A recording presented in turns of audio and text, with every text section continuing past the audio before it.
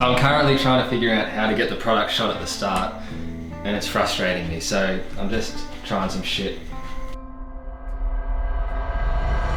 What's happening, everyone? He meant that shot you just saw. So welcome to the behind the scenes video and tutorial of the coffee video that I shot for Academy Coffee in Orange, New South Wales. So we're just going to spend a bit of time going through what I use and how I get a product video done for coffee. Just want to note one little thing. There's a lot of different ways to shoot a product video for coffee. This is just the one I came up with sort of the day before and on the night of shooting. I didn't actually drink any coffee that night, unfortunately. We were filming at 9 o'clock at night just to get the content done. But yeah, it's just one way of doing it. There's so many different ways, and I can already think after watching that video back of a few different ways I want to try the next one. So let's get into what I used on the night. What I'm using for this product shot, trusty R6, brand newy. Big old softbox light, nice and bright, with coming in from the side just for a bit of dramatic effect.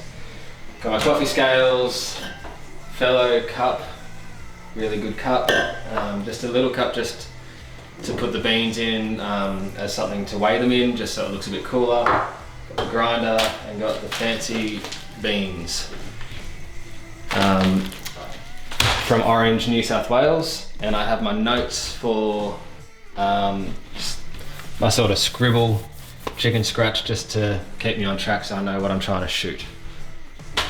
That's about it.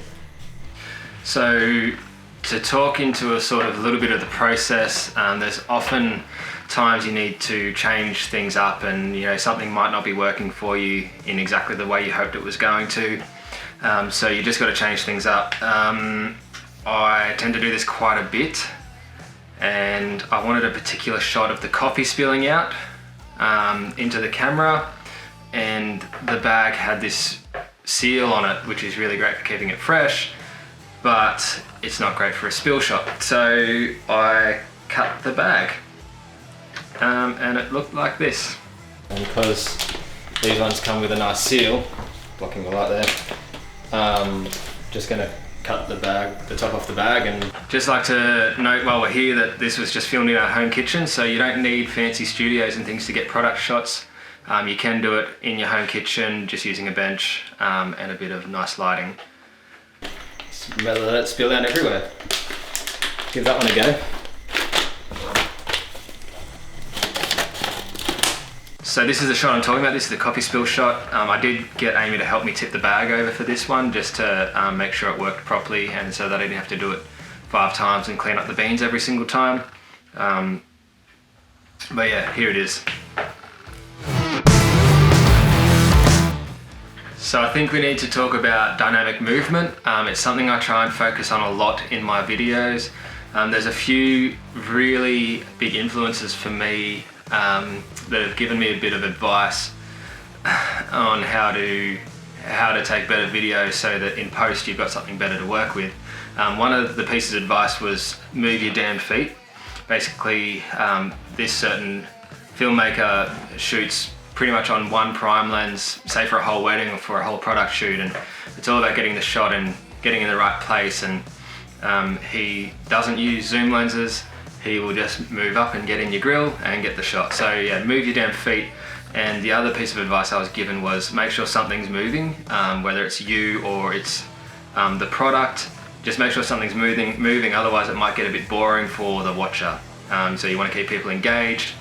So let's have a look at some of that dynamic movement, particularly the beans falling down. It's a really good example. I just moved the camera down with the beans trickling down as well. It's a really good one. And then the cup moving over with the sound effect. We'll break that one down because I think that's a really good shot. But let's look at a few dynamic movements first.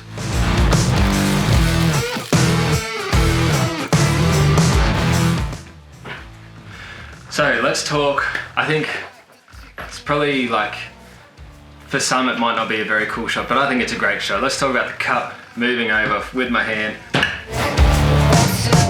bang onto the scales, making that really dramatic noise of metal on metal. Obviously, I use sound effects to add dramatic effect, to just make it cooler, make it more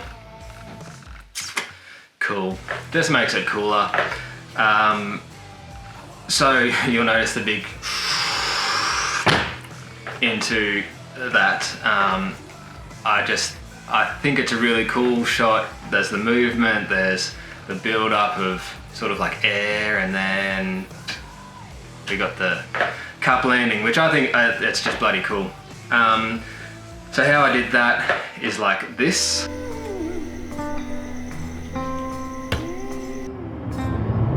So for that particular movement, just one hand camera, one hand on the product, moving across, get distinct movements, distinct start and end of the shot, and then have an idea of what you're thinking about doing in post for that shot as well. Probably something really good to talk about.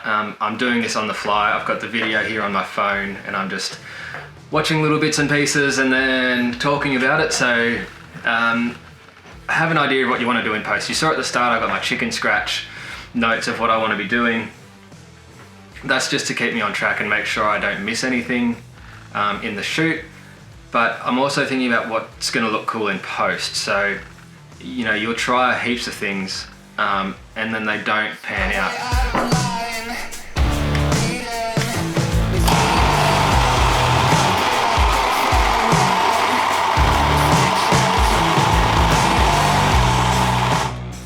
I guess you've really just got to try and find like different angles, different ways to move things. You know, it might not be the correct way of actually doing the thing.